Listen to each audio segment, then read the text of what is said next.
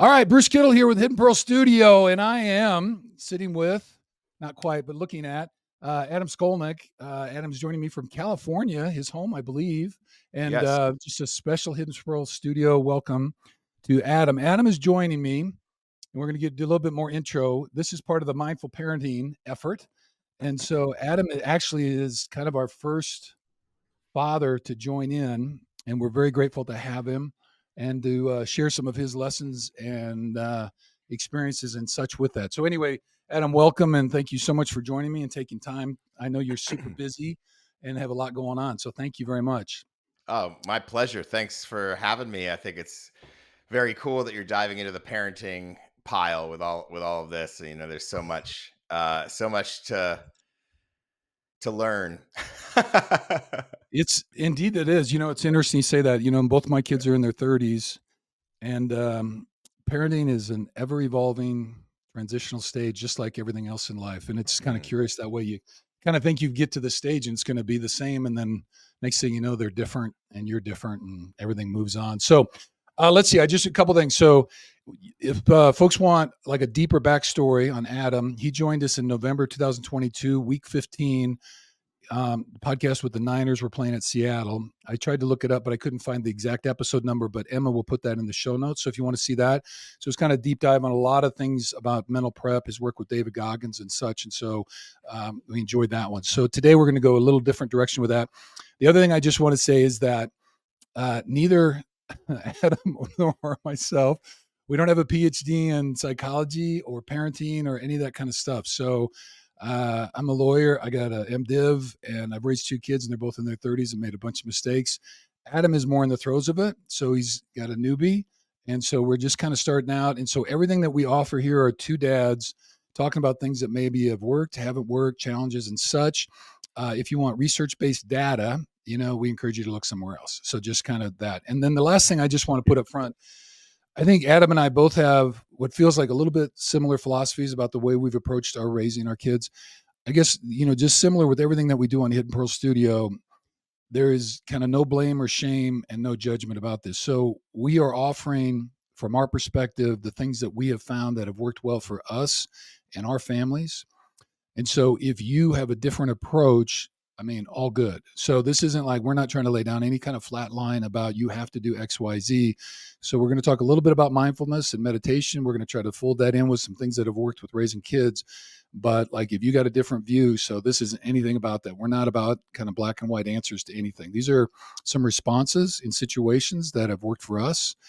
We invite you to play with them. We've got some materials on the studio app, and so you can work at those. But again, we're not trying to blame and shame anybody about if they're doing different things. So all good there. So is that disclaimer enough, Adam? You feel safe now? Yeah, no, I do. I do. I think it's very well said though, because people get very sensitive about kind of their choices, and sometimes Right. choices are made based on the circumstances you're in, and you have limited choices, and so yeah, I 100%. Also, I only have one child. He's almost 4, Zuma, and he's Yeah. almost 4 years old, and I'm also aware that any advice I give could easily be refuted if we had a second kid and did the Right. same exact things. It might not turn out. So, you're only as smart as your last Yeah. event, I guess. Well, But, yeah. okay. So there's a lesson in that because that's really Yeah. true. So both of our kids, while they had similarities, they were 3 years apart, but they definitely had different personalities about growing up and about how they interface socially and otherwise and some of the challenges. And I think for us, our oldest was a little bit tougher because we didn't have a clue about what we were doing. And so she kind of had to ride the bumps with us as we go through it. So again, these are based on our experience. And if you got 5 kids, like it's a whole nother world. You know, as soon as you get out of man-to-man coverage, you know, with 2 and you get to 3 and now you're playing zone, parenting is a whole nother world. So there we go. Right, Okay. exactly. Can So I say one last yeah, no. disclaimer from my end is I still, with a child under 5, consider myself an amateur. I consider you a professional. Yeah. And I know I have friends that they had a kid, they had their first around the time Zuma was born, and now they have 2, and they don't even consider me a parent anymore. They're like, you have Right. 1, it's 2 against 1. Like you Right. don't even know. So you can also accept that into the disclaimer file. Yeah. Okay. It's all good. So we offer what we offer, and you can merit the value on your own behalf. So, all right. So a couple things. From my end, Adam is best known as an amazing diver and open water swimmer. So we're love all the stories about that. So we'll kind of come back to that. Also, and I don't want to forget this. I didn't put it in before, but I thought of it. Also, he's a butterfly gardener and a sea turtle savior. And so I want to make sure we touch base on that later. So we are all Okay. about saving the butterflies and all that kind of stuff. But author of Lonely Planet Travel Guides, Dispatches from the Gulf, One Breath, 216. And then I had just found this one. I didn't seen this one. How do I say it? Indo. Indolarium. Yeah. Indolarium. So Yeah. I've got to check that out. So I was just kind of like that popped up and I was like, oh, okay. I missed that the first time around. So anyway, it sounds like kind of a little bit of a dark trip in Mexico City, and it says that you Well, revisited no, some it's of. it's in Indonesia. So Oh, okay. it was one of my last Lonely Planet assignments. It was not my last. It was my second to last Lonely Planet assignment in Indonesia. And Okay. it was at a time in my life that was kind of fraught. And I had I had when I first started to write, I was journaling a lot and doing a lot I wasn't telling stories. I was mostly just kind of free flowing in a journal. Right. And it would kind of divert into poetry or something like that, so Yep. a lot of that kind of beat sensibility. And I hadn't done that in a long time. Once I became a reporter, it was like all writing was work, and it wasn't like there wasn't a creative aspect. So on this trip, I knew it was gonna be a long trip. I knew it was gonna be a hard trip. I love Indonesia. I've been a lot of islands in Indonesia. It's like a second home to me. But I knew, just because of how my life was going, it was gonna just I just had a sense it was gonna be a challenge trip. And so I every day I decided I'm going to write a poem every day.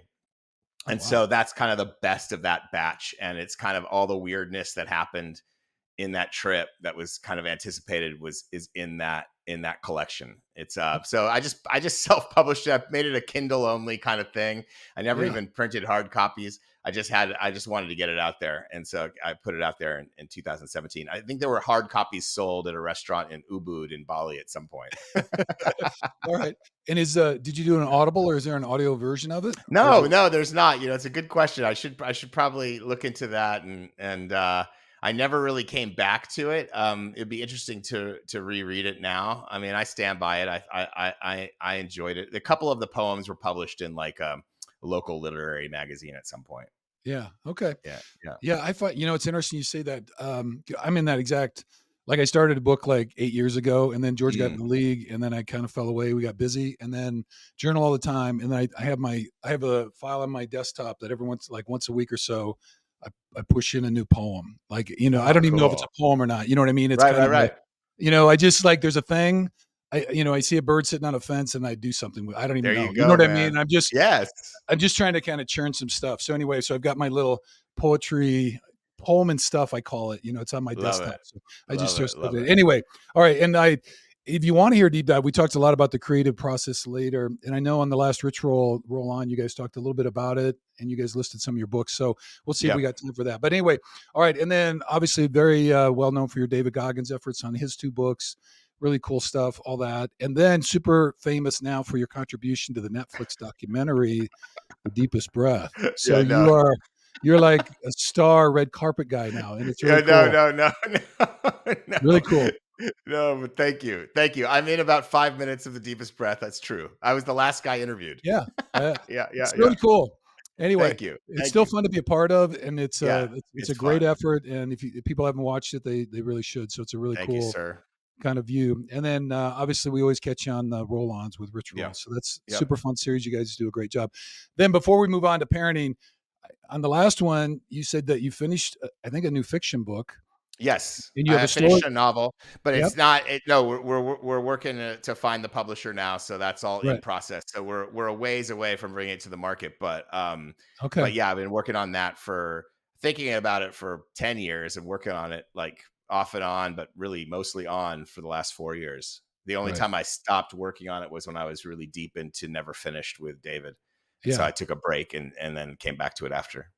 Yeah. Okay. Well, congratulations on getting it done because that's a thing Thank in and you. of itself.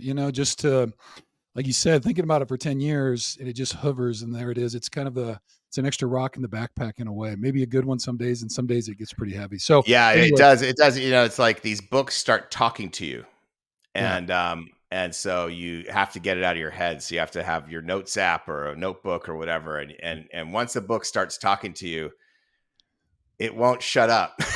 Right. Yeah, yeah, I love it. That's really true. And yeah, yeah. the great thing about that too is like those other voices that we have, some of them can, all have a little negative self-talk in there, but the other authentic self, the truth and all those kind of things. It's funny, I think in a way, those creative efforts often are like a whisper of our true self, Mm, trying to come to us, in kind of a different format. And mm, there's a story or a concept or like maybe something about life that we see it in a little bit different way, and like it plays itself as a book or a story for us, but then in a way, like if we pull back the layers somehow, it's also speaking to us about our lives and our truth. And so mm. I'm always trying to listen a little bit deeper to some of those things that pop up for me. So, but anyway, okay, Great well, very point. That's cool. a great All right. point. All right, now, so parenting bio. So we got Yes, through the professional stuff. So you married April, right? And you guys have been yes. married how long now? 6 years. We just celebrated our sixth anniversary. Okay, so congratulations for that. So Thank you.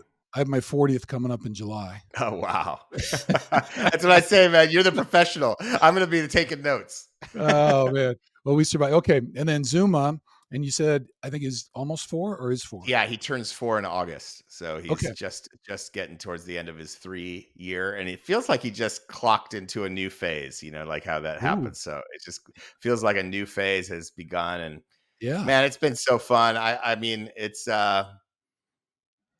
just grown. You know, it's just been a growing pleasure, and so far, I just really enjoyed it. Yeah. Yeah, well, why don't you say a little bit more about that? Because I've got a little thing in here later about kind of one of the awarenesses as a parent in mindful parenting, I think, is kind of appreciating, the evolutionary nature of Right. child rearing. And just as the kids go through stages, just like we do, but it's, we feel a little bit more, but sometimes, you bring the little baby home and you're like, they barely fit in your hand. And then next thing you know, they're walking and then they're doing all this other stuff. And so what was the transition you just kind of felt like? Where was he and what do you feel like he kind of bumped into? Well, I feel like there's he was born, I was 48 years old. So I don't like to talk about my age too much, but I was 48 when he was born. I'm 52 now. And he was uh I think there's some disadvantages from being an older dad, but there's also some advantages. And I firmly believe that any advantage can be a disadvantage and vice versa. So in this case, the advantage of being an older dad, which I've talked about, we'll probably talk about later, is that you accept your life more. Mm, I had a long time where I wasn't a dad, where I had my own schedule, even if I was in relationships or whatever. There's as we all know, the margins really shrink when a baby comes home, yep. and so I had a long time with pretty wide margins, and so I knew in my head that I wasn't going to resent the margin shrinking because I expected it to shrink. I didn't Right. expect it to be easy. I knew it was going to be hard. I have siblings that have children. I've witnessed it at fairly Right. close range. So I Yep. knew it wasn't going to be easy. I knew it was. So all of that going in, I think, helped me. But at the same time, it's not like um, I was the guy that had this cathartic release in the delivery room. I was happy to meet Zuma, but I wasn't like in bliss over the idea of having I've said this to before, and it doesn't sound great, but like we weren't trying to have a baby. We were happy to be childless. And then when April got pregnant, of course we accept life, right? That's what we do. So we accepted it. We accepted it. We're in a place where we could do it. We could afford it. It was going to be great. And so we accepted it and got on board right away. But still that bliss kicking in, it took a while for me to like Mm, embrace it emotionally was different right. than embracing it intellectually. So it took me a while. I wouldn't say that long, but certainly several weeks for me to kind of click in to the new way. And over Yeah. that and once I did, it's just grown. Like my love for it has grown. And at 18 months, as you know, that's when I first noticed it hit into a more fun phase. Even like 12, there's fun things all along, but 18 months, the fun kind of spikes, and it just gets more and more fun. And so that's how it's been for me since 18 months. It's just more and more fun. He's funnier. He's more engaged. Everything has just grown. His abilities, his vocabulary. So all of that has been kind of my own growth process through it. I don't know if that explains it, but Yeah. I wasn't like resenting it ever. I don't want to give that impression, but I just wasn't emotionally. It took a while for me to find the true joy in it, I guess. Yeah. Well, I appreciate that candor. So, and I honestly, I think that helps a little bit. I know there are parents listening that have kind of been in that boat, and I think they get a little bit, I don't know if they feel shame or not, but in a way, like if you're not like super gung ho, like immediately and all that kind of stuff, like as you mentioned, it can grow on you and you can step into it. You can, do everything. And, but still, I think there's a little bit of parent shaming sometimes that way if you were a Yeah. little reluctant. And I really appreciate your notion about, so when you're talking about the margins get narrower, what I'm understanding is the rest of your life, you have to kind of give up a bunch of that stuff in order to step into this role as a parent. Cause it does. And particularly at the stage that you have been in is very, very consuming because you're really literally keeping the babies. You're the survival key. You know what I mean? You're keeping Yeah. them Especially alive. right away. Yeah. Yeah, and then as they kinda get through that and they start walking and then eventually move out of diapers and all that kind of stuff, then Well, it does. plus we don't have like my parents are a little bit older and they're in the desert. Plus it was 2020, it was the pandemic. We didn't have it was totally Mhm, unlike the natural way where extended family comes in and helps out, right, grandparents come in. We didn't have any of that. So we didn't have any support or help for that right, period of time. And so but again, that disadvantage has really tight, we're really a tight yep, knit unit, and the communication is good and the flow is really good, and there were growing right, pains for sure. But yeah, I know a couple of dads, one that just had his wife just delivered their first baby, and it came earlier than expected. And I remember that, Zuma came a couple weeks before his due date. And I remember what that felt like. I was like, wait, I'm not done. I'm not done with this draft. I'm not ready. And like, I right, knew that this dad was thinking the same thing. And so I went over to him and I just said, hey, man, I know how that can feel. Because you can't really vent. You can't tell anybody that. You don't want to tell your partner that. You don't want anybody to right, feel like you're not happy about what's happening. And yeah, so you do. I think men do hold that stuff in. I really do. yeah. Well, and Yeah. I think that's great, and I think it's important to just kind of acknowledge it's okay, we talk a lot in mindfulness that, thoughts are just thoughts and feelings are just feelings. It's okay to have them. They're all natural. And so like for a dad or a mom, whatever, like, ooh, they came 2 weeks early. I didn't have the bedroom painted. I didn't have this. I wasn't, it's okay. Yeah. And just acknowledge that, and then we don't have to live with it and go with it, but like they just are. So, okay. Well, let's dive in a little bit more. You kind of talked about what it's like to be a father. And then I just had like a kind of big picture stuff, this adjustment. If you had, what's one like kind of highlight? I called them rewards or high versus maybe what were some of the tougher moments? And I think parenting in COVID would have been really tough. So that seems like a whole nother animal. But like, can you give us kind of the extremes for you, just as an example of some of the things you've enjoyed and then some of the things Yeah. that maybe you and April really had to work on? Um, I think probably the greatest reward that kind of pops to mind.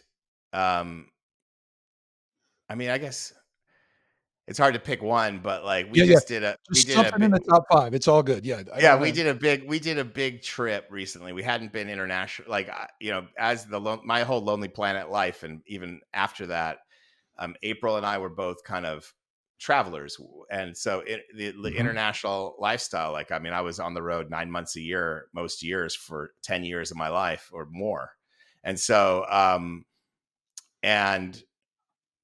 and so that was gone. Right, COVID changed that. My own work changed that. Going from the travel guides and more journalism to more books Yep. changed that. And then, of course, having Zuma changed that. And so we decided that we hadn't done a big trip. And for us, a big trip is like, you know, 10 weeks. It's Oh not wow. 2 weeks or 4 weeks. So we decided April had been back to Australia where she's from since before the pandemic. We went in 2019. So we did a trip like we had done in 2019. We took 10 weeks. We went kind of the local train to Australia. So we stopped in French Polynesia and Cook Islands, and then spent 6 weeks in Sydney. And that experience with him and how it started to where it developed, and how he, he's a great traveler. He's always been a great traveler, but Mm. just seeing how he engaged in the world and how that grew, and his desire to be in the ocean, like, was he just like flipped a new switch, and he was open to that where he hadn't been before, because he's kind of got a cautious approach. Yeah. um and so that's probably the best high, just traveling the world with him. And then in terms of the biggest challenges, like I said, the margins, you touched on it. Like, what I mean by that is all the things you want to do outside your work life or your responsibilities. So for me, that used to be getting out into the ocean several days a week for a couple of hours at a time. Yep. And you can't do that. So you have to, your electives, say in school, Yeah. your Yeah. electives shrink. So you have to pick and choose your situation. We're still in that mode of pick and choose. And so basically for me, nightlife is kind of out of the equation entirely, because any margin I want is going to be, getting on the bike or getting in the ocean or going to, is going to be fitness oriented, because that's the other thing, is being an older dad.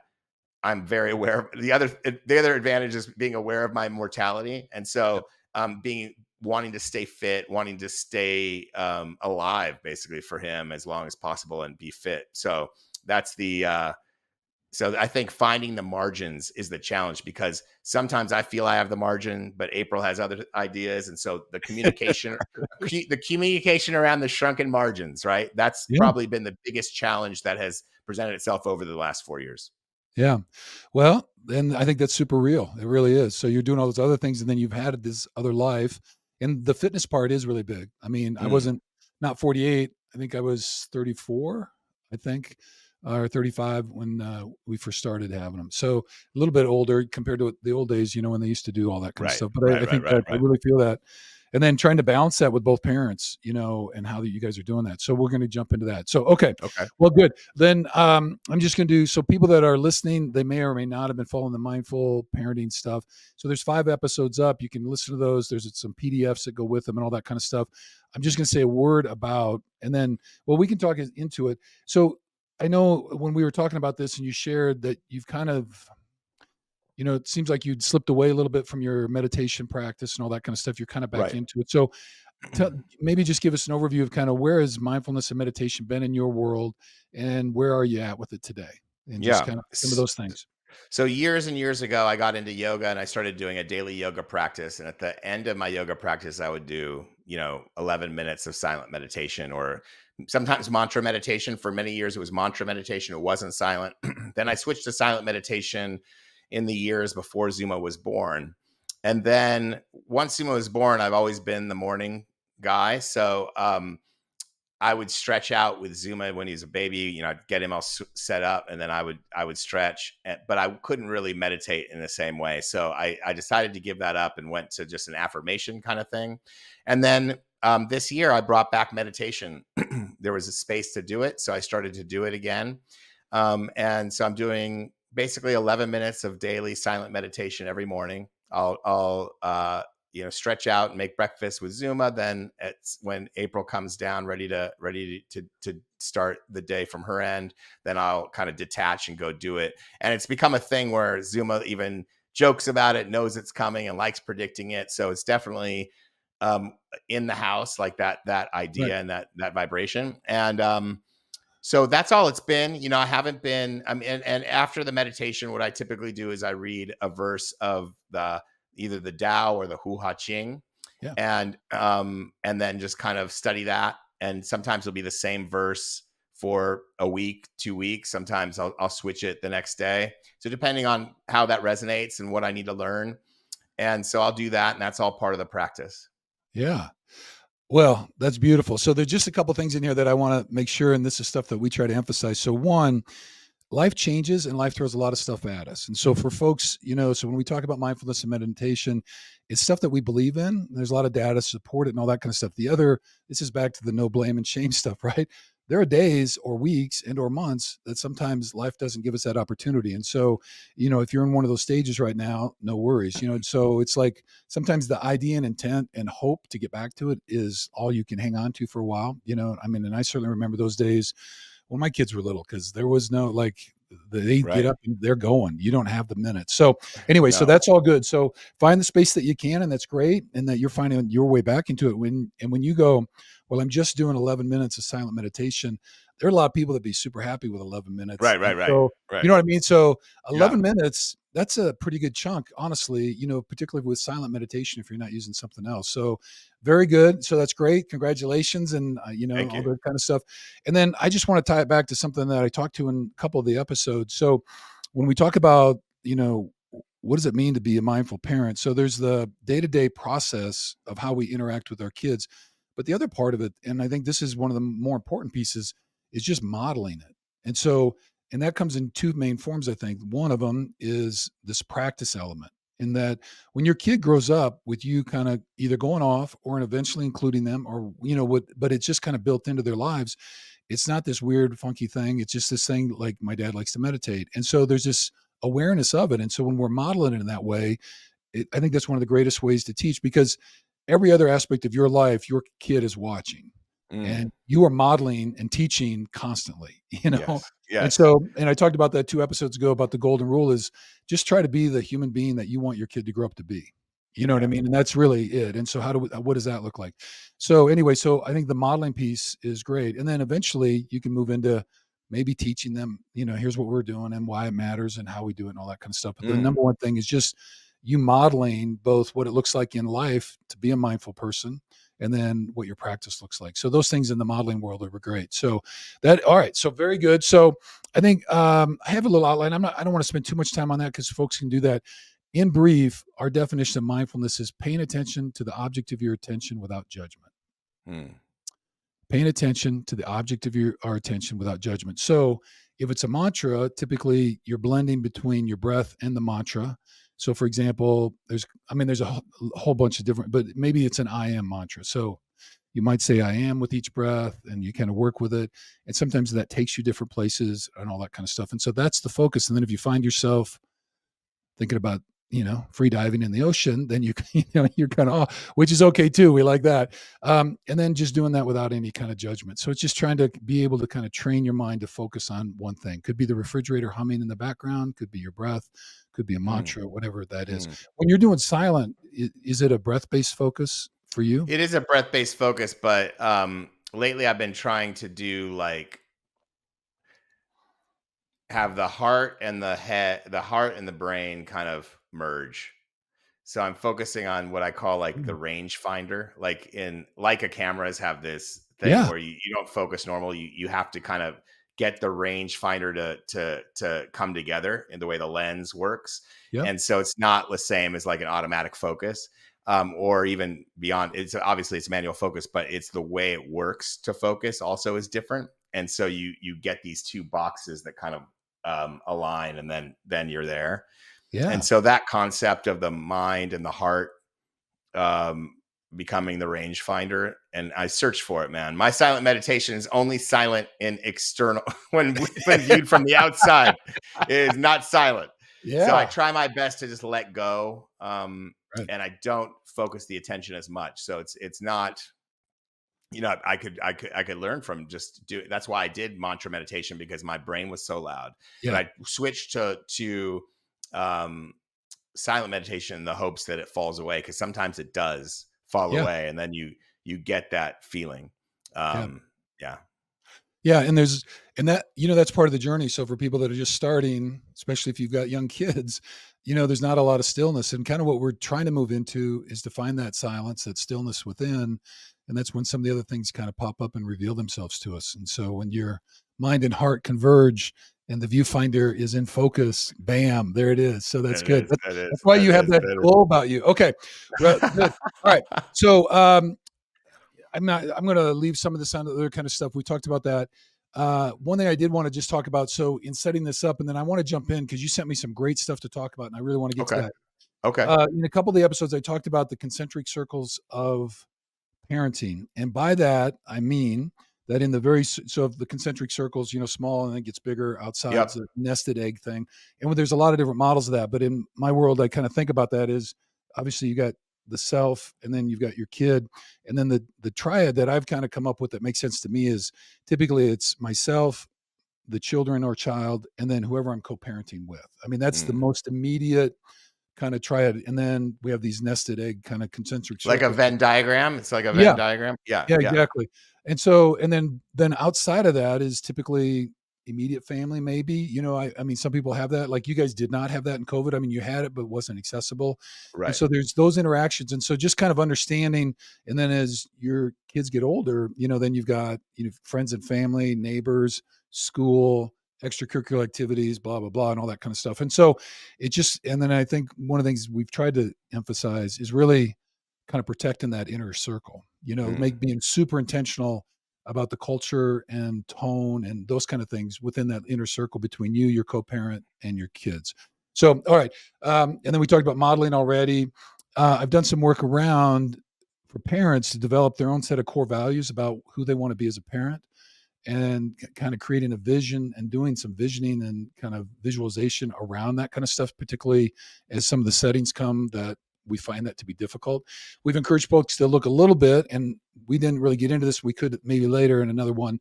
But for a lot of folks, they didn't have very good parenting models that they got. Right. You know what I mean? Right. And so for a lot of folks, there's a two-way process in that. One is, forgiving the parents that we did have because sometimes they were doing the best they could and they didn't know either. And then sometimes it's healing that kind of inner child and or inner parent part of us. And so there's a little bit of that. We got to do some of that work. And so we can reflect and not be projecting some of those kind of things. And we Right. talked about the stages. So, okay, some of the current parenting realities for Adam Skolnick. All right. Right. So, and I thought this was really powerful. And I just want to really acknowledge this. And I think the way in which you guys have found kind of this balance about who's doing what and how you interface and all that. So you sent me this thing. It says, I don't captain the ship. Right. You And know. so I just want you to say a word about that because I think, Yeah. and again, I want to just put this out there. Everybody's world is really different. So like in my yoga teacher training, we were talking about that before the show, but like there's 3 men and I think it's either 13 or 14 women and like all of them work. Mm. And we have a very diverse group as far as age and ethnicity and everything, but they're all full-time workers. And so we were having some different conversations about how they do some balancing. And it's really interesting in that way. So Mm. what do you mean by you're not the captain of the ship when it comes to parenting in your household? Well, I mean, my wife April is like runs things. She's a Hall of Fame mother. She's one of those people that is so skilled. You could give her any task and very quickly she will. I mean, mastery is a stretch because you have to do for so long to be a master, but she Right. can become so competent so quickly at almost anything. It's scary. She's just one of those people. So Okay. she had never been around. She was an only child growing up. Um, doesn't have extended family and she never had been around kids, but has become this just Hall of Fame mother very quickly. And so she's so good.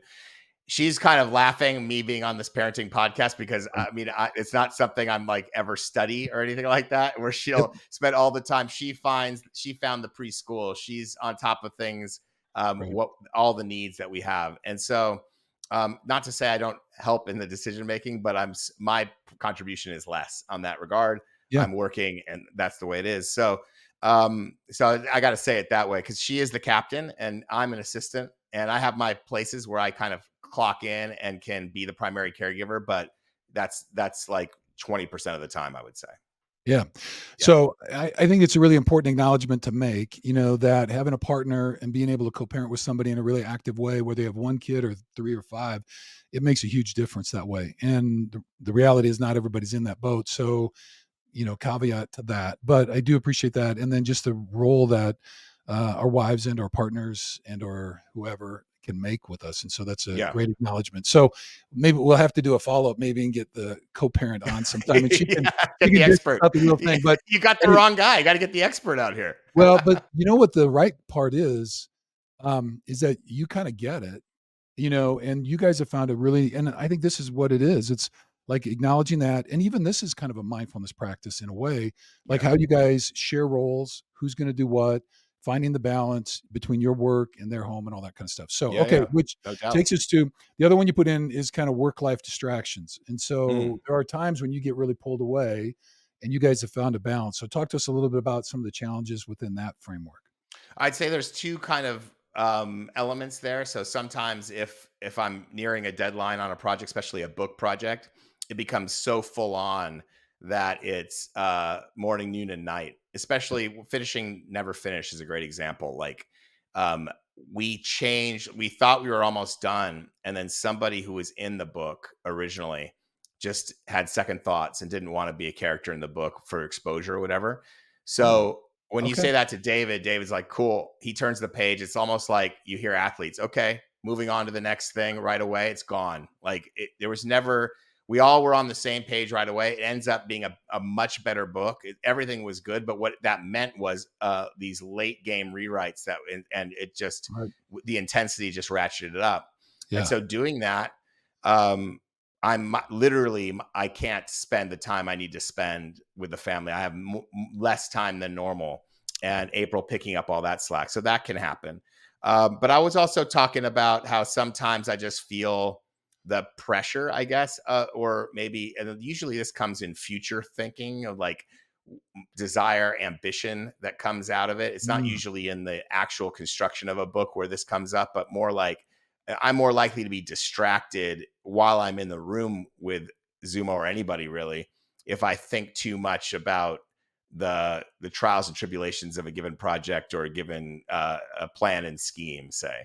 And yeah. so and that showed up in getting my novel ready for submission. It shows up still even now. So the challenges that Mm, come with that are different and in some ways more sinister, right? Because they're like, there's nothing you could do about it, right? So that's where sure. mindfulness would really click in. Yep. And so that's what kind of that idea is what drew me to meditation in the first place and to get back into it. And then it's not just the meditation. I've been listening to Jack Cornfield, Dharma Yeah. talks and things like that, just to kind of engage again in that because knowing that that was going to be part of my year. Yeah. Yeah. Yeah. So this last point I think is super important for people. You know what I mean? And so being mindful in that moment, because a lot of I think parents, when they're in that stage and they have particularly younger kids and life is chaotic and all that, they're also sometimes right in the prime of their career, trying to get some Right. places and doing all those kind of things. And certainly as an author, when you've got book projects and doing all that kind of stuff. And then how is it that I can, when I walk in the door or I come out of my office, whatever that situation is, and be able to set all that stuff on the shelf and be fully present with my family in that kind of way. So Right. I think that is a huge skill, and that is I think one of the huge benefits of if you're in a mindfulness practice, kind of walking into that, taking 2 or 3 breaths before you go in. In fact, there's actually I don't know if you there's an author, his name's Todd Herman, but he wrote the book called Alter Ego Okay. Effect. But anyway, he worked with athletes in the Olympics and all that kind of stuff. Now he does a lot of business stuff, but it's basically like creating an alter ego. So sometimes we don't think as ourself we can get things because you got negative self-talk or limitations. So you create this kind of alter ego to do something in a certain setting that you feel confident that you can step into. But one of the things that he talked a lot about in his book was this notion like he would be on the road for 3 or 4 days doing a big conference or whatever. Then when he would come home, he would still have all of that in his head. But the alter ego he would put on it'd be dad, Hmm. Father Todd. You know what I mean? And so he would stop at the front door or in the garage before he walked in the house, and he would literally do some breath work, and he would shift from Todd Herman, sports coach, blah, blah, blah, and all that kind of thing into who do I need to be for my family when I walk in the door now that I've been gone for 3 days. Mm. Just try to be super intentional about that delivery as you enter into that space. And so Mm. that really caught me, and I hadn't really connected it. I read that for the first time probably 5 or 6 years ago, but it really kind of got me thinking in the mindfulness setting, just like what you said, because it's so easy to be in the chair and either be scrolling through your phone or thinking about a project, and there your kids are, and this is the 2 or 3 hours you have with them, and you're not really with them. Mm. And I've been down that road, and it feels Mm. awful. You know what I mean? You get Mm. done with it and you walk away and you go, "Man, we could have had a real conversation, or we could have played a card game, or we could have."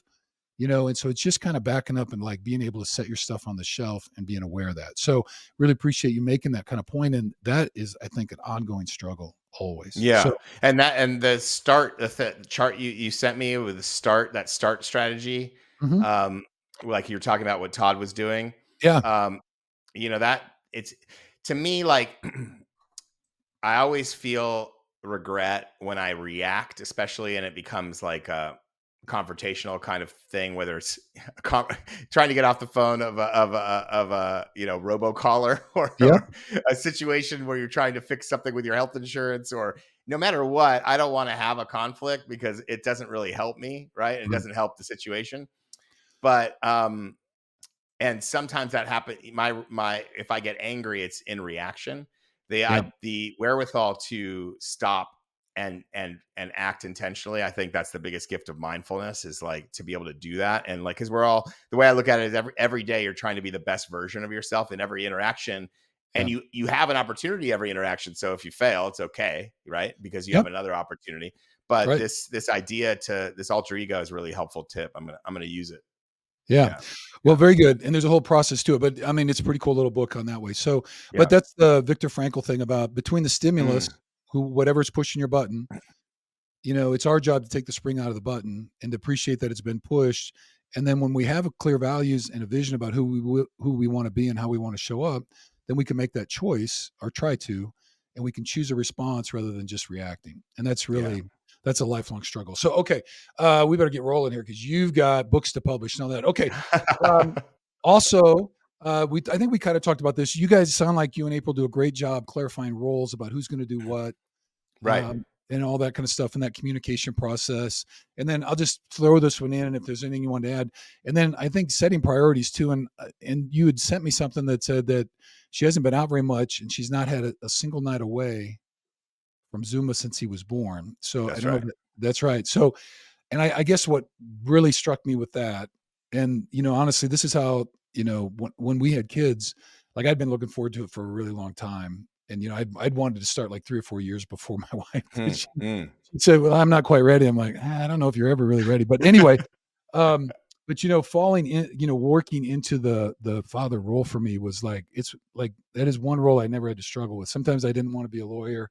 There's times I didn't want to do other things, but like I never really felt that way about that. But I think having the willingness to make choices and set priorities like that. So for April, like in almost 4 years, not to have a night out without him. I mean, that's just setting a priority Well, about she's had nights out, so we've been out, okay, together. She hasn't been overnight away overnight. from Right, him. I got Yeah, you. Yeah. yeah, yeah. No, we've had nights out. We're not that crazy. We do like date nights. Now we have like a once a week thing. We've got a Oh, good. babysitter that can sit in. I meant overnights. No Yeah. overnights wuthout him. Yeah. Well, Yeah. that's Yeah. still a thing though, not to Yeah. go visit family or do all that stuff. So Right. anyway, and I just mean though, parenting does require you got to set some priorities and do all that kind of stuff. And you guys have done it. I mean, the way in which you've worked with that, and I think the chaos around our lives kind of requires great clarity around that. Okay, Yes. then you sent me 3 strategies that have helped you be successful, or at least Yes. made life. Okay, so I'm Yes. going to throw these out. So one is the morning guy and being a breakfast bro. The other is Yes. loving and accepting your life, and the other is daily affirmations. So, if you're okay, just kind of tell us the story of these kind of three kind of Yeah. tools or strategies that have helped make sense for you. Okay, so I think the second one, loving and accepting my life as it is like the key one to success. I think for life, really, anyway. But parenting it's key because like FOMO is out there, especially now with social media, and especially if you're a younger dad, it's Yeah. harder. Like I Yep. think it's easier for me to accept that I'm in this mode because I wasn't in it for so long, and I had free time a long time. Right. But if you're 30 and you have your first kid, and you're especially, if you're 30 and you have your first kid, no matter if you're the mother or the father, you're going to have some FOMO because you're going to Yep. miss out on stuff you see other people doing at 30. And so it's going to get in your head, and which is normal. But you can still choose to love and accept your life as it is and move forward as this is your life because this is your time. And so Yep. I think that's key. And so in that, Zuma has never been a great sleeper. That's one thing he's not been great at. And so sleep has always been a challenge. And so he was getting up multiple times for years. And so because of that, I mean, because April's having to get up in the middle of the night, sometimes I'll sleep through it. Often I'll sleep through it as he got older. Um, it just makes sense. She needs a snooze. She needs to recharge. So Yeah. I became the morning guy from the beginning, really, because she'd have to nurse early on, and so from that beginning, I'd get out of bed with him, whatever time it was, and I'd start the process of the day. And so that has evolved into, it's basically the same thing as it always has been. He and I get like two, often now that school is involved, it's a little bit different, but he and I get like 2 to 3 hours where we're just together and Yeah. we play, we joke, we listen to music, we listen to, whether it's Henry Rollins, DJ sets that we listen to, or whether it's the Chili Peppers or jazz or whatever it is, it's always some good music. Yeah. And then we make breakfast together, and he helps me sometimes with that, and we eat, and then sometimes we'll just watch a little TV until mom comes down, and it's just always it's a great connection. And so we're like we're the breakfast bros. Now we're going out to like diners together, and we're sometimes and having a good time on the weekends. So we'll do that once a week, and so that's kind of been a role. And then that gives April some real good time to kind of to recharge and snooze and charge her batteries. And then at the end of if I'm stretching out with him in the mornings, which is most mornings, at the end of that, before we transition from the playroom to making breakfast, we'll do a daily affirmation. And so this daily affirmation is something that I was doing for myself for a long time, and it's kind of evolved a little bit. But it is, I am magnetic, I am magnificent, and I am strong, and I am abundant with love, health, wealth, creativity, opportunity, patience, kindness, joy, and peace. And now we do it, and we do it together. And sometimes he'll say it with me. Sometimes he'll joke around. Sometimes he'll sing it. Sometimes he won't want to do it. But Yeah. that's kind of the thing that we do. That's pretty cool. So we're big believers in affirmations, having kind of whatever, one or two or whatever it is that works for you and kind of connects. And so you're speaking that stuff into existence. You've got a vision about who you want to be. You've got kind of values wrapped into that. And then Mm, the great thing is you're modeling and sharing that with your kid. mm. You know what I mean? And that power of that. So that's all pretty powerful. So yeah, if any of that kind of sticks, that's a pretty cool way to share some morning space. And honestly, the affirmation, reciting that with a younger child really seems like, to think they're going to sit at 18 months or, whatever, or 2 years even, that's going to be pretty tough. Eventually they can do that. But some of these kind of things that are mindfulness related are great ways to kind of practice it and kind of get the thing rolling. So Mm. that's a great practice, beautiful practice. So Thank thank you. you for sharing that. That's pretty neat. Thank you. You might have, maybe you should send that to me. Are you willing to Yeah. share that Yeah, yeah, affirmation no, with I'm happy to do it. Like that affirmation, I started to do a variation of that a long time ago when I was having some work troubles and things weren't going as well as I wanted in certain one part of my work. And so Yeah. I was feeling weak in like I wasn't happening. And so I created that, and I don't it just changed my own makeup. It helped kind of Yeah. reprogram me. Yeah. I Yeah. no, that's what I mean. I think it's Yeah. super powerful to daily. I mean, I do them before when I get up in the morning, then before I go to bed. I've got Yeah. my 5 little list and boom, and just to kind of remind me, and then hopefully I plant the subconscious seeds. So whatever's working internally, I never know, but the garden Exactly. hopefully will keep Exactly. growing. Exactly. Okay, well then maybe I'll be able to put that up. Okay, so Yes. then, all right, some other parenting kind of things, decisions and choices. So I really liked how you presented this because the idea is with parenting, like the whole thing, you're constantly thrust between, we talked about that little nucleus of myself, co-parent, and my kids, and then the whole world is out there, and there's all kinds of cultural things, there's all kinds of messages, there's all kinds of this stuff, and we are thrust between education, nutrition, outside activities, how much TV, gaming, blah blah blah, telephones, Right. everything. Right. So there were a couple that you talked about, and most of this came under the framework of that Zoom is typically, for you guys, been experienced or described as kind of a chill child is the Right. way. Like, well, like Yeah. he can sit in, like, my niece had her bat mitzvah, and he can sit in the service. This, like, basically it's a nice ritual for for the Yeah. grown-ups and for her, but for a little kid it's pretty boring. I was Yeah. a little kid going to those kinds of things, and I was bored stiff. And he is able to sit there, and like other people had young children, they'd come up to us, how could Right. he, like that kind of stuff, and he's just able to do that. There's multiple scenarios where his kind of got a chill gene that just kind of clicks in. So we've heard that before, and we obviously know that. I mean, he hasn't had very many meltdowns. It's been we haven't one of those easy kids. Yeah. And so so that yeah, we were trying to figure out why, like, and maybe it's, you never know. It could be like, it could Right. be good fortune, or just like that's his nature. And like we've always said, any advantage can be a disadvantage, vice versa. He's Yep. a cautious kid as well. He's not a hard charger. So it's part of his observer kind of mentality. I think that's all part of it. So not taking credit for it, but Right. we can't help. But there are some things we've done differently because we're conscious people, and we've always kind of tried to live consciously. We've always had kind of our own unspoken ethos. They're different, hers and Yeah. mine, but we've kind of found that rangefinder. And it's basically a few things that we think contribute to it. And one is we never sleep trained. Yeah. We never sleep trained. And part of that is April doesn't have to go to work. And Right. so she never had to choose between sleep and work. We just adjusted accordingly. Not that it didn't wear on her and it didn't back up on her, but she didn't have to, that didn't impact a job. And so a lot of women don't have that choice. You have to Right. sleep train. And I'm not a critic of it, but I do think there's something to not sleep training, because if you don't ever make the kid cry it out, they know you're always going to be there. I think it does have an impact. Right. I don't think it's the whole story, but I think it does have an impact. So, and Yeah. I think that plays a role. The other thing is April nursed until he was 2.5. Yeah. So, and that's a personal choice she made, but he also wanted it. And that contributed to his lack of being able to sleep through the night. So it was a choice that Right. impacted April. And so you, you can't always make these same choices. I'm not suggesting you do, but I think that might play a role. And he's never eaten meat. He's never had beef or chicken. He eats a little bit of fish now sometimes, but he's never eaten meat. And we doesn't have sugary snacks or processed food very often at all. We don't have that kind of junk food around too much. Yeah. And I think all of those things play a role. Yeah.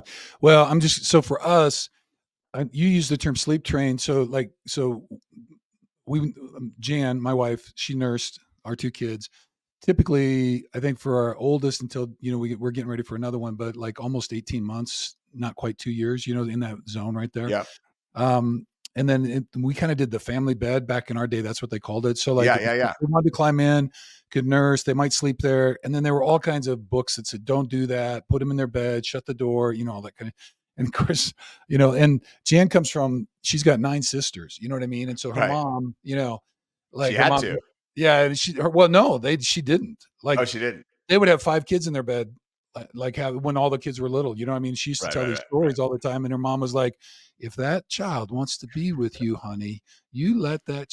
Anyway, so again, and I'm just saying we had the opportunity to do that because my wife stayed at home and I was Yeah. working and all that kind of stuff. So that same thing with about the nursing, that was really a priority. And again, that's not options for everybody, but I think that did kind of result in this, like there's this comfort level because the contact is always there, and it just kind of there's this grounding kind of piece to it. I Mm, believe.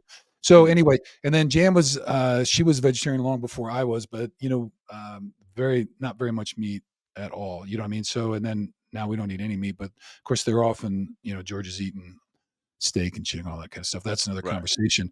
I sent him the clip from you and Rich Roll going over restorative farming and cows from the roll on because I was like, "Go, Rich, go, baby, preach it, man." Right. Right. Right. Right. I'm Right. all in. Right.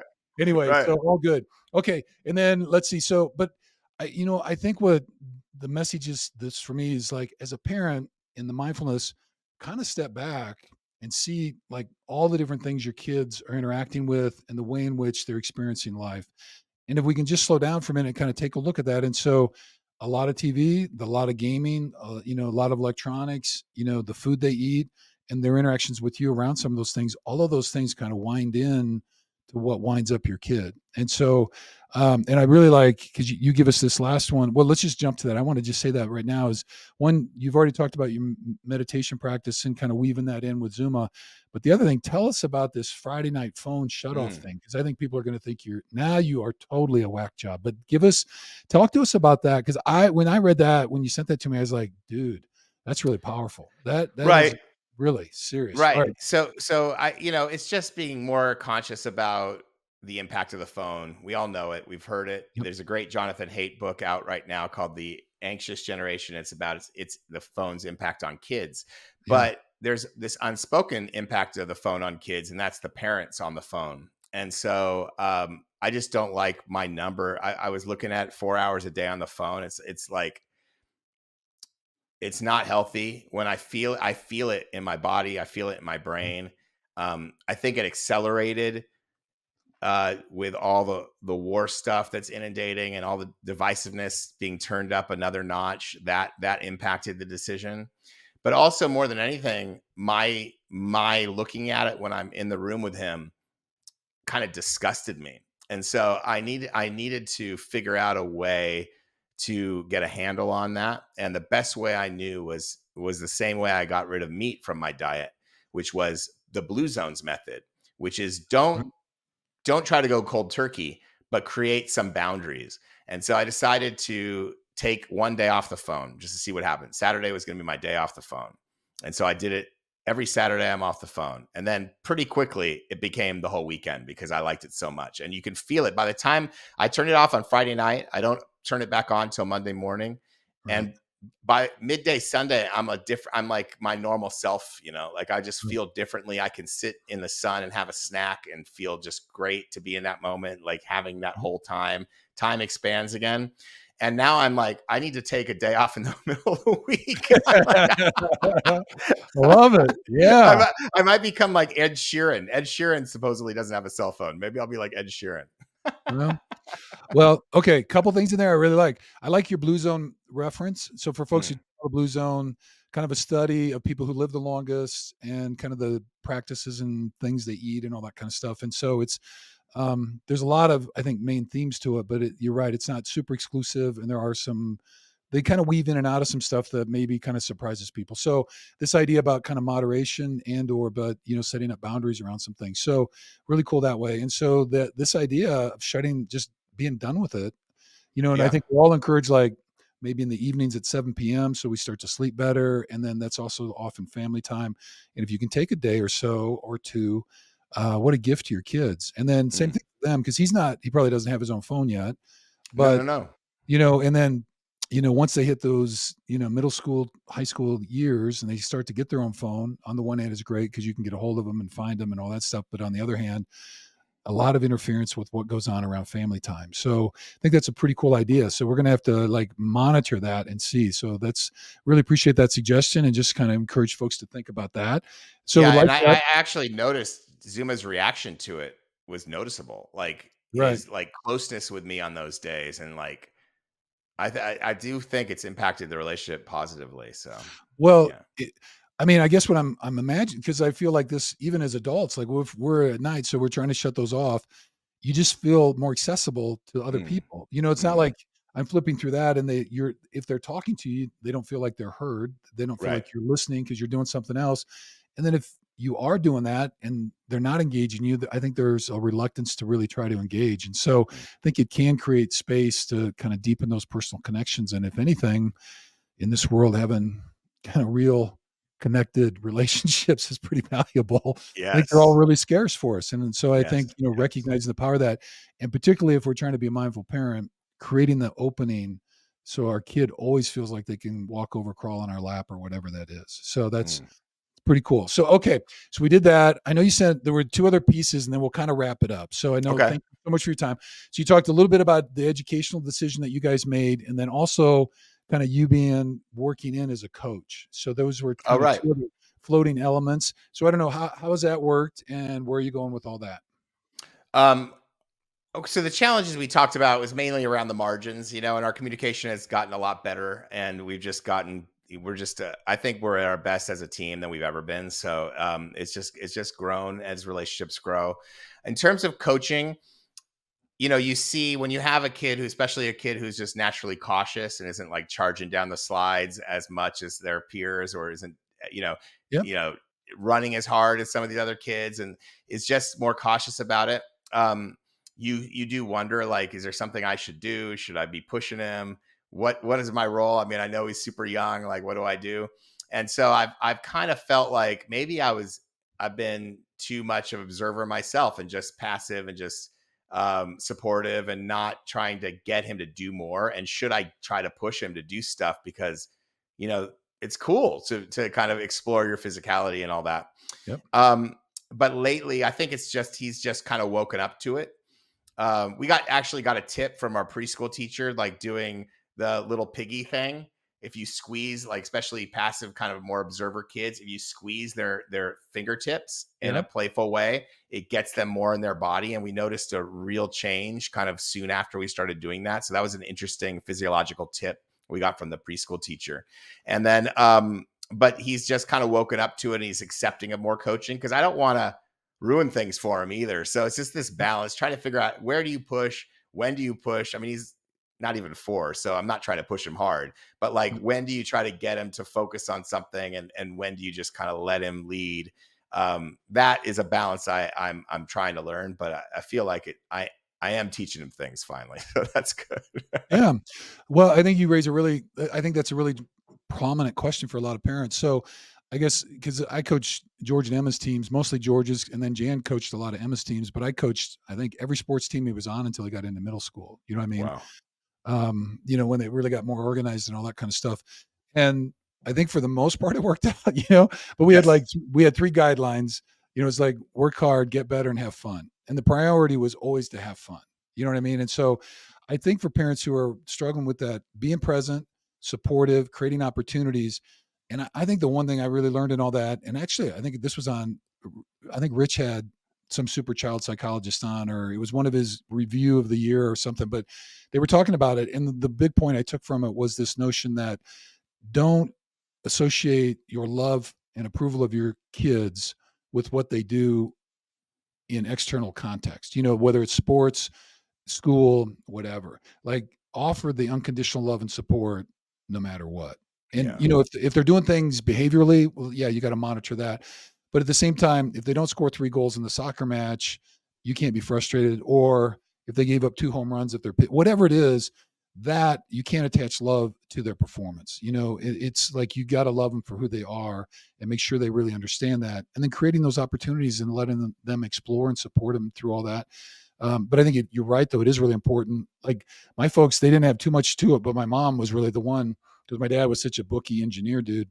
But it was about like, you're going to go do something like orchestra, chess club, whatever. And then, for me, it fell into sports that turned around pretty quickly for me. And so that was kind of the things that I fell into. But, for other kids, but it was just like, you're going to go do something with somebody and try things. So anyway, so I think that's great. So, you're exploring all that. And, and then too, I think as you guys have worked and your communication with him seems so great, being able for him to say, I don't really enjoy this anymore.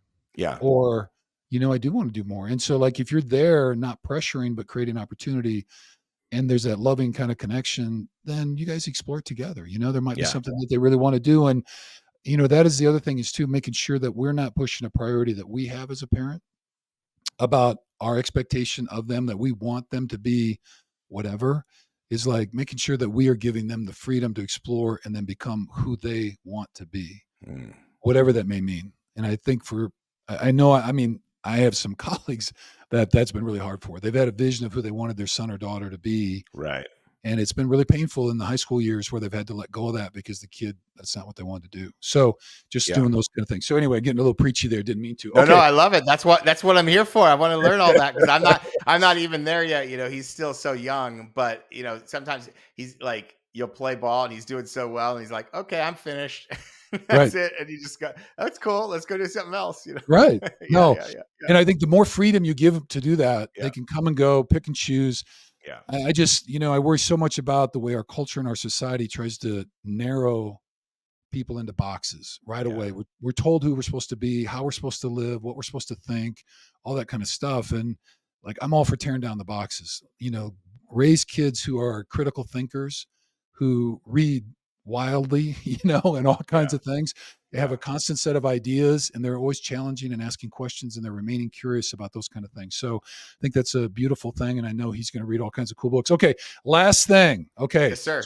So tell us about the butterflies and the sea turtles. We got to close with that. Okay. You posted a really cool, I don't know if that was last year or whatever. Yeah. No, that was recently. So the butterflies. Yeah. Go on. No, well, like honestly, it was so heartwarming because like I'm planning. I'm in New Mexico, so we just kind of figured out there's natural kind of wildflowers that grow here that really accommodate the bees. And Oh, so nice. they're called Russian purple sage. And so I'm Okay. just figuring out how to grow them where I'm at, you know what I mean? But Yeah. like I've been to my neighbors and they have giants of these and you go over and the whole bush seems to be alive because there's so many Amazing. bees just buzzing in it, right? And I'm like, Amazing. dude, I got to do that. So I just got like I'm all about saving bees and butterflies because like it's like bees, butterflies, and whales. As long as they're alive, I feel like the Earth's going to be okay. Yeah, yeah, But like exactly. if those 3 things go, I feel like I'm done. I'm toast because 'cause I'm right behind in the food chain or something. I don't Yeah. know. But okay, tell us about your butterfly garden. Well, the good news I can tell you on whales is most populations have bounced back considerably and are doing really well. That's the truth about whales. I mean, there Okay. you could pick and choose different species that are struggling, and that's for sure. But Okay. on by and large, butterflies, on the other hand, I don't even know what the percentage is with the monarchs because we're talking about monarchs. It's like 90 something percent are gone of the Yep. monarchs from what their normal population usually was. And that a lot of that is that there's challenges with their migration from Mexico, central Mexico to North America. There's and DDT played a role, glyphosate playing a role, all the pesticides are playing a role, but also accessibility to food is playing a role. And they love milkweed. They like to hatch they lay their eggs on milkweed plants. They take the nectar from the milkweed, so you can get indigenous milkweeds from around here that you can plant. We have them a lot in pots, and we Yeah. just have them out, and they come. The monarchs are starting to show up again right now. And when they lay the egg, and you don't see the eggs, but you see the caterpillars when they're super small, and then Right. you can leave them outside, but you can also bring the plant into kind of a netting to Yep. protect it so it can eat the leaves of the milkweed plant without the predators coming to get it. So, and that's the key because if once a predator gets it, it's gone, or these flies that kind of create a virus or some sort of Yep. parasitic reaction, you have to kind of protect them from that too. But you're able to kind of make sure they grow into a butterfly, and then you let them go. And so it's a nice experience we do Yeah. here. We do it every season, so it's about that time now. The sea turtles. I was just exploring a story. Basically, I was in Marina Del Rey, which for those of you who've been here, is like it's one of the most polluted marinas. It just doesn't have a good outflow. Yep. So it's just this kind of it's pretty toxic. But here was this sea turtle in the middle of the marina, and my nephew saw it and he's like, "What is that?" I thought it was a plastic bag, and it was a sea turtle. And I'm like, I didn't think anything. I Could live see there. sea lions in it, but I didn't think it would be good for something like sea turtle. We've seen them in California, but we always thought it was a one off. Like La Jolla has a little population, but I never thought I'd see them in Marina Del Rey. And this is a green sea turtle, a tropical species. And I just got to learning about it. I called a underwater photographer I know named Ralph Pace. He's a marine biologist as well, and he told me that yeah, no, that population is Mm. booming, and he hooked me up with the lead scientists at NOAA, and I was off and spent some time with them in San Diego Bay tagging and studying sea turtles. And the story there is that this green sea turtle population that had lost 90% of its count. The nesting females had gone down to like less than 10% of their historic rate, have bounced back so considerably that they've expanded their range. There wasn't sea Wow. turtles north of the border until the last 100 something years, and now they're all the way to Santa Barbara. And so it's like it's this undertold, like it's just this underreported Yeah. endangered species recovery story that's on par with the peregrine falcon or the bald eagle. And so I just was digging into it as a journalist. Yeah. Yeah. Well, the pictures were great. I saw you out of the boat and all that kind of stuff. So well, I'm all for saving the sea turtles and getting those butterflies going. I'm working on the bees, and then we'll do what we can for the whales as well. So I appreciate Fantastic. that. Okay, so then, well, we make a donation for each podcast. I know who we supported last time. I don't know if you want to do the same group Who or do was you it want last time? you did the LA Waters? Oh, okay. LA Waterkeeper. Yeah, Why water. don't we do World Central Kitchen? Okay, tell us about that. That's Jose Andres, the chef's nonprofit. He goes into natural disasters, war zones, and they feed people. And they feed people. They bring chefs and cooks, and they feed people really good food made at a high level. And they made the news recently that they had some people that were hit accidentally by the military and were killed, and in Gaza. And so that happens in war zones, and it was tragic. And he wrote a very compelling piece in the New York Times, kind of opinion piece about that. But just his general demeanor is we feed people. He's not a political animal at all. He's there to feed anybody, anytime that needs it. And so I see it as an apolitical service organization that does great work. All right. So say the name again. World Central Kitchen. Okay. And you'll send me contact info and Yeah, I can send whatever. you a donation. Yeah, exactly. Yeah. Okay, so we'll get hooked up for that, and then we'll include the links if anybody else wants to support or do that. And so we're just clicked over an hour, so I know we got time. So anything else on parenting, saving the world, and or your next book that you want to share that I didn't give you space for? No, we talked. I've talked all your ears off plenty. No, we're good. We're good, man. Okay. Thank you so Well, much. I want to say thank you to you. So I really, I think as I followed your story, honestly, it kind of, I think for all of us out there who are kind of closeted, creatives in some way, you're kind of ghostwriting and just the path that you took, through the Lonely Planet stuff and just like you're a grinder, you know what I mean? Mm, And I think the lesson, like whatever it is in life, and I hear this from you, and anytime you talk about the creative process, is like there are all kinds of little gimmicky things, but the number one thing, you got to get in the chair and you got to, you know, click it out. You got to do whatever it is, 2,000 words a day, or, if you have a goal, but it's just like with anything else, as you're developing mastery, you just got to put the time in and just mm, let the pieces fall where they fall and just do what you can do. And you can't control that. But if you don't get to the table and if you don't get your pen in your hand and you don't write, it's never going to get written. And it's the mm, same thing with everything else. So that's a lesson. And, and I really I feel like I have a much better understanding of the pain and difficulty and struggle of writing, by kind of following your story. So well, I'm great. thanks.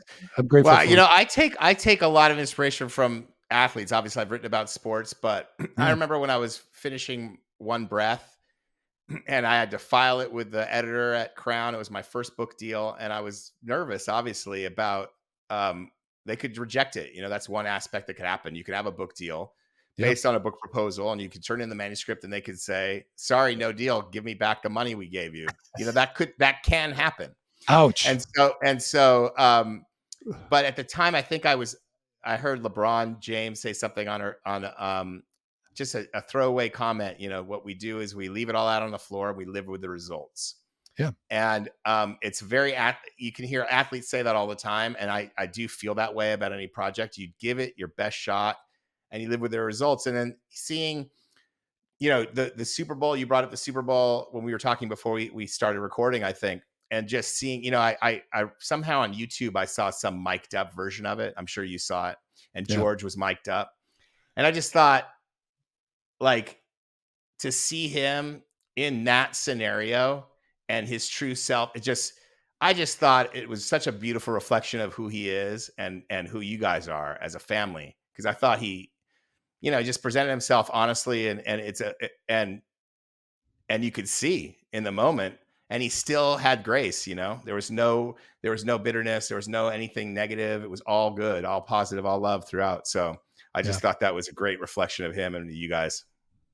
Yeah, well, I appreciate that, and yeah, that was a painful one, and it just is. But just like you said though about some other things that have gone on, like with David's book, when the one person kind of pulled out, you thought you had it all set, and it was an obstacle that they pulled out. But yet, when you rewrote it, you both liked what the finished product was even better than the way it was, and it wouldn't have happened without that obstacle popping up. And so, I think the approach is we're always trying to think that life is happening for us and not to us, Mm, and there's a lesson in it, and the obstacles, and the setbacks and the failures, they all teach us if we're paying attention, and they make us stronger and they help us in the next phase. And so maybe the book deal that doesn't go through, but I learned that process, I take critical feedback, and the next time I put it together, maybe the character line is a little bit stronger, the story's a little bit tighter, whatever that is.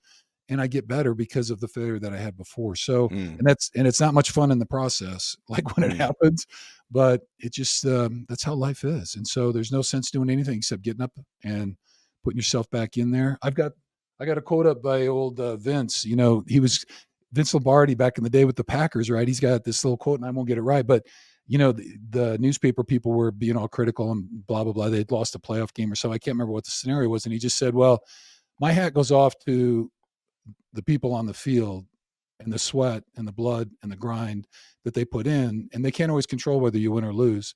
right. And so if you want to sit on the sidelines, you can sit on the sidelines, but just know you're just sitting on the sidelines.